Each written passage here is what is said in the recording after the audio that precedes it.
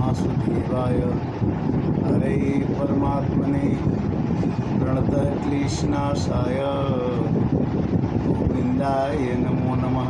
ऐसा कहा जाता है कि पितृपक्ष में अगर गीता का 7वां अध्याय कहा जाए तो पितरों को बड़ा ही तृप्ति का साधन होता है। इसलिए आज भगवान के आदेश से गीता का 7वां अध्याय आज हम इस पाठ को संस्कृत में कहेंगे और पितृपक्ष में ही इसका हिंदी में अनुवाद भी करने की कोशिश करेंगे। केवल हिंदी में एक दिन कह देंगे।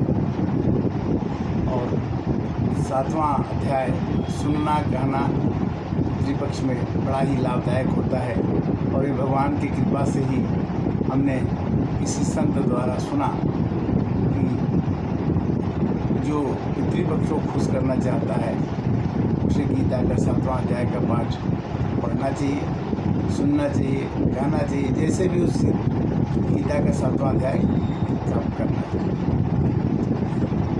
ओम श्री परमात्मे नमः। ओम अथ सप्तम अध्याय श्री भगवान वाच मया शक्तः मना पार्थ योगम युञ्जन् मजाश्रयः असंशयं समग्रं मा यथा जायसी दक्षिणो ज्ञानं ते अहं सविज्ञानम् इदं वक्ष्यामि शेषतः यद्गत्वा नेह भूयो अन्यजिगातव्यं विशिष्यति मनुष्याणां सहस्रेषु कश्चित् यत्ततिसिद्धै यततामपि सिद्धानां कश्चिन्मां वेति तत्त्वतः। हजारों मनुष्यों में से कुछ ही एक लोग ही भगवान को प्राप्त करने की कोशिश करते हैं।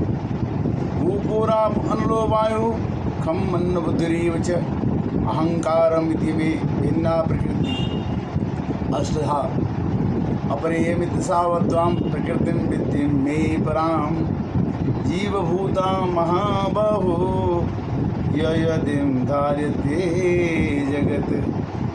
भगवान की 8 प्रकृति होती है, पृथ्वी जल अग्नि वायु आकाश मन बुद्धि और अहंकार। इसी से संसार चलता है। गीता में इसका वर्णन है अध्याय 7 में।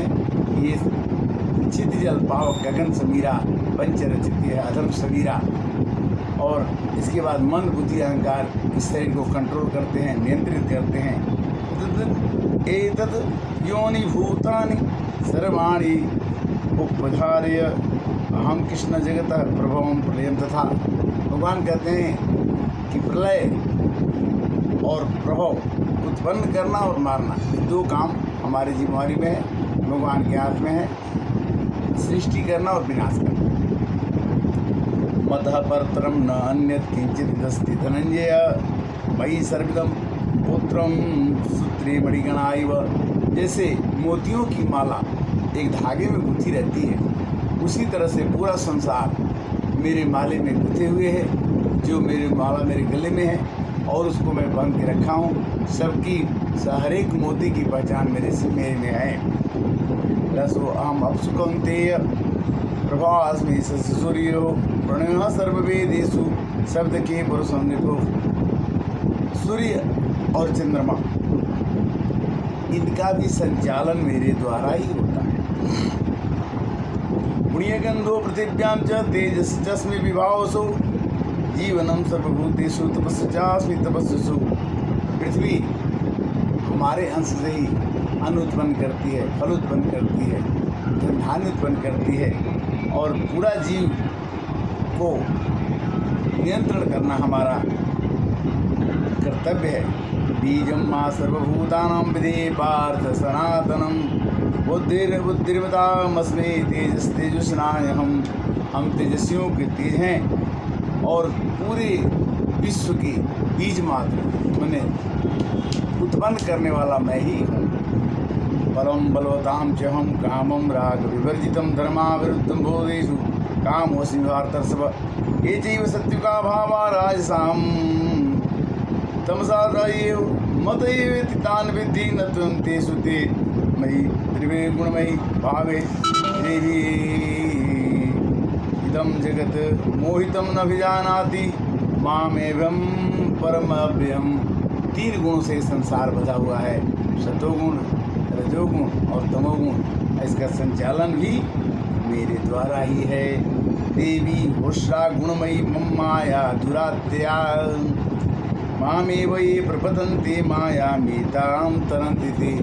यह पूरी माया मेरी बनाई हुई है और जो मेरे को फंसता है वो इस माया से तुरंत ही पार हो जाता है। कहते कि देवी होश्या गुणमयी मम माया दुरात्या, वैसे तो मेरी माया बड़ी कठिन है, किंतु मामे वो ये प्रपतन्ते, जो मेरे को प्रपतंत करता है, जो मेरे को फंसता है, माया मेताम तरन्ति ते, उस मेरी बनाई हुई माया से उतर जाता है।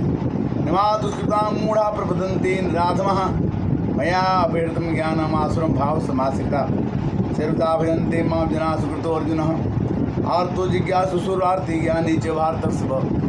चार तरह से लोग मेरी भजन करते हैं। कुछ लोग तो कहते हैं ये भगवान मुझे बचा लो, मेरा कोई नहीं है, उसको हम आर्त कहते हैं।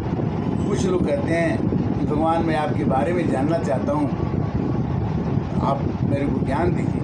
कुछ लोग कहते हैं कि अर्थ ही जीवन है, धन ही जीवन है, मुझे काम कमाना है, धन कमाना है। अब कुछ लोग कहते हैं कि हमें ज्ञान चाहिए, हमें कुछ भी नहीं चाहिए। तो चार तरह से लोग तेषां ज्ञानी नित्युक्तम एक भक्ति विशिष्यते प्रियो ही ज्ञानिनोर्थम महम च समय प्रिय। ज्ञानी ही भगवान कहते हैं कि मुझे अत्यंत प्रिय है, ज्ञानी को मैं बहुत स्नेह करता हूँ। दारा सर्वे ज्ञाने तमयमेव तम आस्त ही युक्तत्मा मा वे मा अनुत्वाम गतिम पौना जन्मामन्ते ज्ञानवानम प्रपदन्ते वासुदेवम सर्वम इति महात्मा दुर्लभम। कई जन्मों के अंत में समझ में आता है कि भगवान के भजन के बिना काम नहीं चलेगा। बहुनाम जन्मान, कुछ जन्मों के बाद ही समझ में आता है।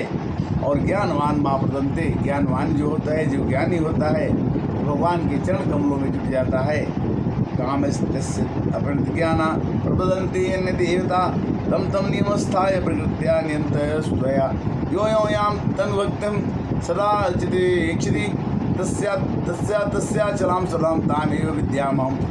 कोई तो अलग अलग देवताओं को पूजते हैं, उन देवताओं को पूजने से उस तरह की भावना को मैं उसमें अचल कर देता हूँ, और वो जिस देवता से जो भी चीज़ मांगते हैं उसको मैं प्रस्तुत करा देता हूँ। जैसे कोई कहता है कि मैं विद्या चाहिए, सरस्वती जी की पूजा करते हैं। श्री कृष्ण भगवान कहते हैं कि वो मेरा ही भक्त है, किंतु विद्या मांग रहा है तो सरस्वती जी के द्वारा वो विद्या दिलवा देते हैं। तो जो यो यो याम तन भक्त श्रद्धा अर्चिति क्षति, श्रद्धा से किसी भी देवता को तुम पूजा करते हो तो भगवान श्री कृष्ण कहते हैं कि तस्या चलाम सदाम, उसमें वह उसकी श्रद्धा को परिपूर्ण करके तामेव विद्याम हम उसकी इच्छा को पूरा करते हैं। सत्या श्रद्धया युक्तम तस्याराधनीयते लभते तथा कामान मय्या वेदांतान अंतवंतु फलम तेषां तद्दवलमेषां देवान देव याजन्ति मद्भक्तां यान्ति मामपि। जो पितरों को पूजते हैं वो पितर को प्राप्त करते हैं, जो देवताओं को पूजते हैं देवताओं को प्राप्त करते हैं। किंतु भगवान श्री कृष्ण कहते हैं कि जो श्री कृष्णाय वासुदेवाय हरे परमात्मने प्रणत कृष्णाशाय गोविंदाय नमो नमः, जो मेरी पूजा करता है वह मुझे ही प्राप्त होता है। कहते हैं यंतवंतु फलम तेषां तद्भक्तमेषां देवान देवयो याजन्ति मद्भक्ता यान्ति मामपि। मेरा भक्त मुझे ही प्राप्त हो। अव्यक्तम व्यक्तम आपन्नम मन्यते मां प्रभुत्य परम भावं जानन्तो माभ्यम अनुत्तमम्। नहं प्रकाशः सर्वस्य योगमाया समावृता मूढ़ोऽयं न जानाति लोको माम् अभ्यम्।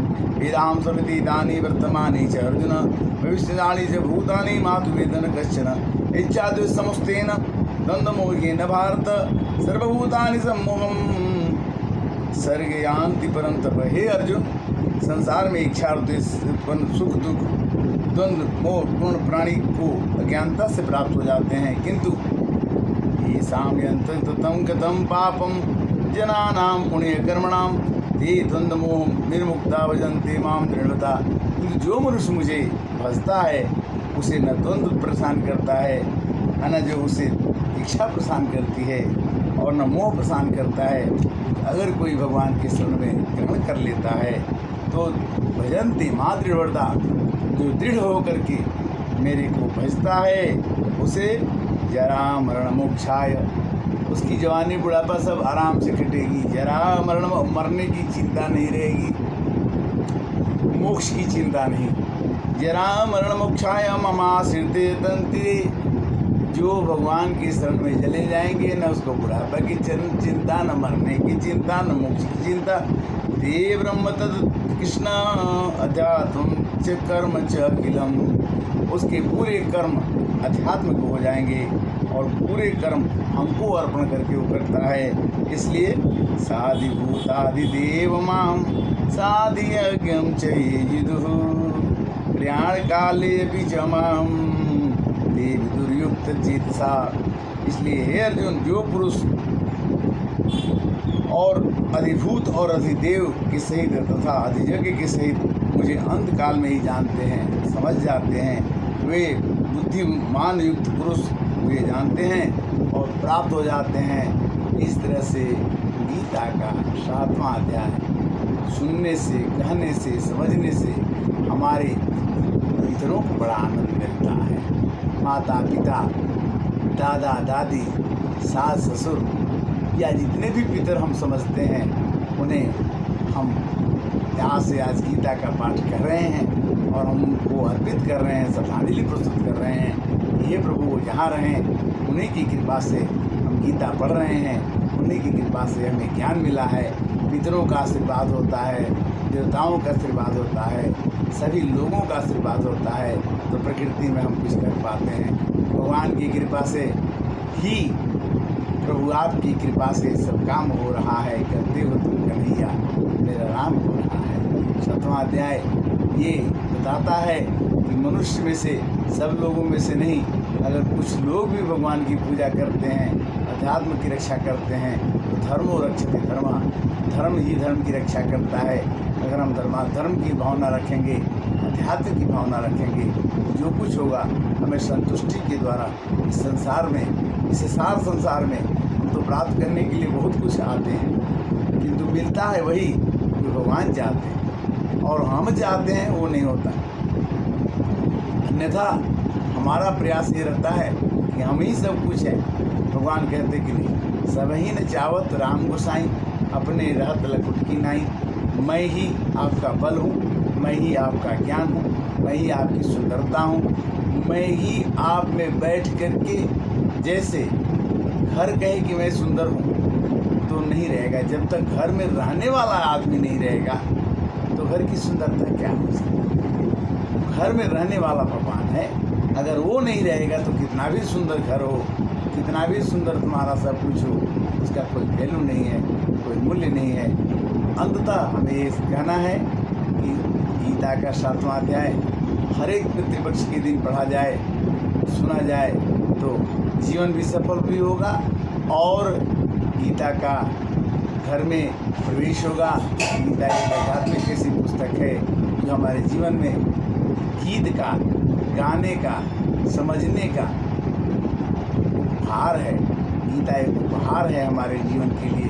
गीता हमारे जीवन के लिए एक पथ है जिस पर हम चल करके, जिस पर हम समझ करके, जिसका हम अनुगमन करके भगवान श्री कृष्ण की बातों को अपने हृदय में सदा सदा के लिए पिरो करके, संसार में अपने मन को आह्लादित रखते हुए, खुश रखते हुए, प्रसन्न रखते हुए संसार को भी प्रसन्न कर सकते हैं। भाव है गीता सुगीता, गीता का अध्यात्म महत्व है कि गीता एक पवित्र पुस्तक और एक पवित्र सदग्रंथ है। गीता का प्रचार प्रसार भी कई माध्यम से लोग करते हैं और हमें सुनना भी चाहिए, कहना भी चाहिए। श्री कृष्ण गोविंद हरे मुरारे, हे नाथ नारायण वासुदेव। श्री कृष्णाय वासुदेवाय हरे परमात्मने, प्रणतः क्लेशनाशाय गोविंदाय नमो नमः।